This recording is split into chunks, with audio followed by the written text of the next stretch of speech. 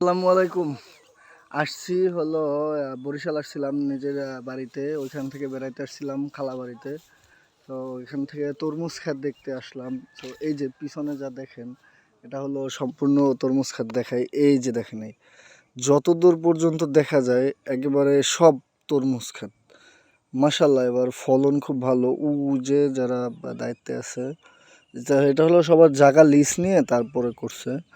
এটা হলো তরমুজ ক্ষেত, একেবারে যত দূর চিনায় সবুজ, সম্পূর্ণটা হলো তরমুজ ক্ষেত। এই যে অনেক জায়গা নিয়ে তরমুজ ক্ষেত দিছে। এই যে দেখা যাইতেছে, এই তরমুজও দেখা যাইতেছে, কিছু তরমুজ আছে, বড় বড় তরমুজ আছে। এই যে দেখা যাইতেছে। সো অনেক বিশাল এরিয়া নিয়ে দিছে, একবারে যে যতদূর গাছ দেখা যায় একেবারে সম্পূর্ণটা জায়গায় তরমুজ দিছে। বড় এই যে তরমুজও দেখা যায় কিছু, একটু জুম করে দেখাই, এটা অনেক জায়গা নিয়ে দিছে। এই যে তরমুজ দেখা যায়।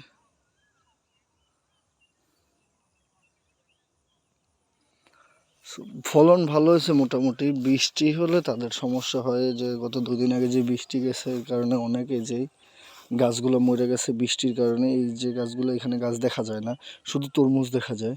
এই গাছগুলো বৃষ্টির কারণে মরে গেছে, এই তরমুজগুলো নষ্ট হয়ে যাবে।